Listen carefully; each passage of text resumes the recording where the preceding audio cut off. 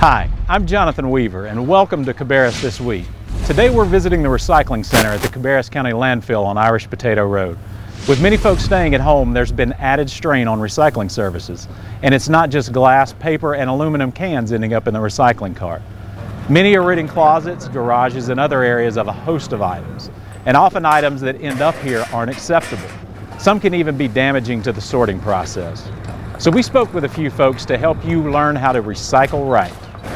County Sustainability Manager Kevin Grant tells us about some of the main problem items he encounters here at the recycling center, while the City of Concord's environmental educator Mandy Smith-Thompson shares some tips you can follow when recycling. We're all doing a great job recycling, but the thing we really need to focus on is not only the recycle, but the recycle right.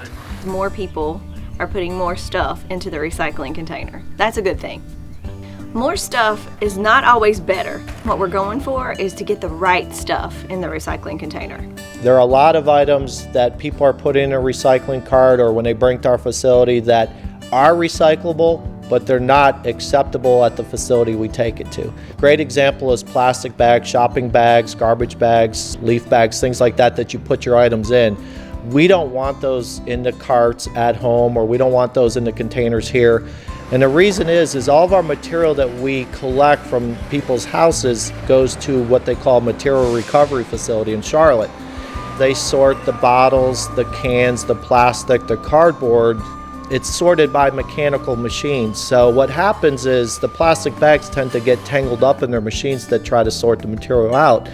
And it's no different than, say, if you were vacuuming at home and you vacuumed up a shopping bag and the vacuum cleaner would seize up and no longer run properly. The other thing that we want to focus on is trying to eliminate what we call tanglers. And tanglers might be coat hangers, it might be an extension cord, a garden hose. Likewise, those are items that when it goes down to the material recovery facility, they get all tangled up into the mechanical equipment, causes issues, downtime, and things like that. We're looking for basically 4 types of materials that are acceptable for our recycling containers: plastic, glass, paper, and metal. For plastic, we're not looking at numbers, we're looking at literally shapes. So to make it easy, a bottle, jug, or jar with a neck that is smaller than the container itself. For glass, we're looking for glass bottles and jars. Color does not matter. For paper, anything that you can tear. We are trying to avoid paper that is coated with plastic, foil, or wax. And that also includes cardboard. We are looking for metal cans, food and beverage containers. Again, you do not need to remove the labels on these things.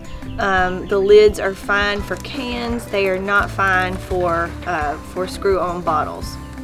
Recycling still is very important. There are folks out there that need your material to recycle into new products.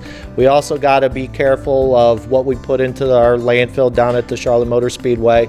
That's a landfill that's got limited lifespan, so we want to make sure that only stuff that needs to go in there goes there. So if there are items that are recyclable, we need to do it. But like I said, we need to make sure we recycle right. I mean, we always expect a certain amount of contamination, but what we are trying to do together is reduce it as much as possible. And what we'd like to tell folks to remember is, when in doubt, throw it out. We do not want folks being wishful recyclers. We encourage everybody to download that Cartology app.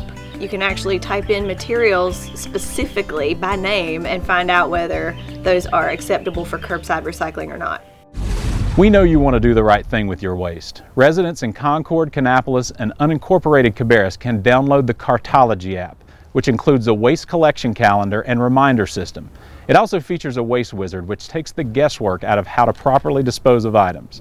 We'd like to share some important reminders about trash and recycling during the COVID-19 event. Double-bag trash items that are originating from quarantine homes or other sources where people are sick.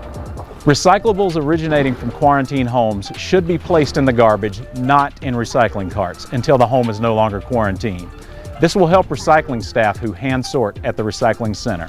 If someone is sick at your home, please consider all your materials as trash until the home is secure again.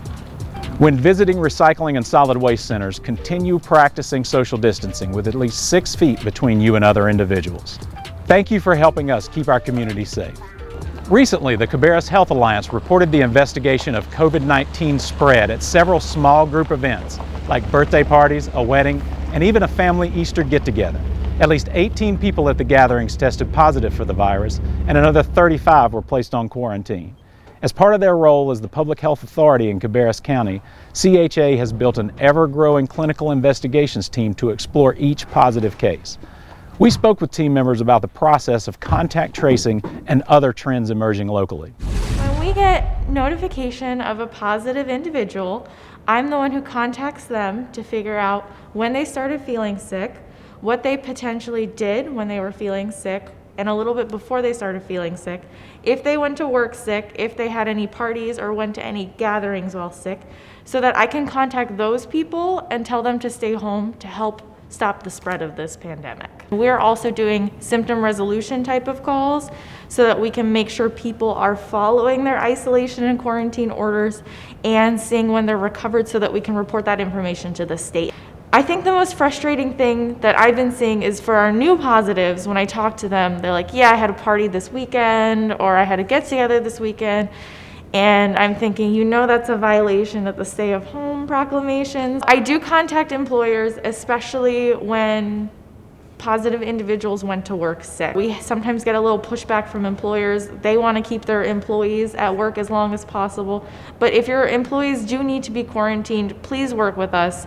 It's better to send a few employees home sick for 2 weeks than send your whole department home for 2 weeks. Thank you, Natasha, and thanks to all the staff at Cabarrus Health Alliance, along with our healthcare workers, emergency responders, and the staff at the Emergency Operations Center. We appreciate all you're doing to help in the response to COVID-19 in Cabarrus County.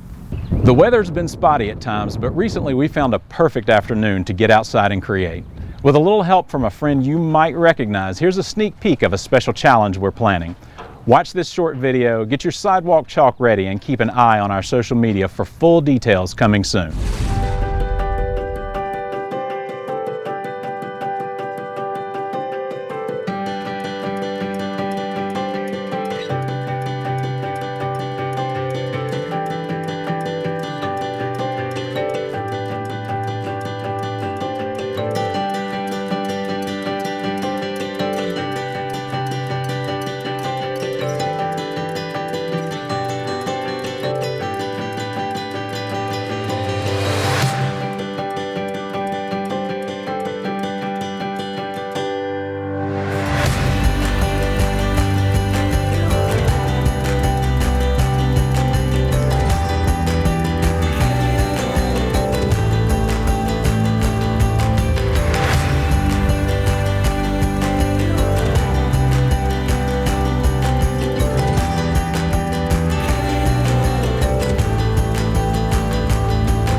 That's our show for today. Thanks to Mandy, Kevin, and Natasha for your commitment to keeping our community safe.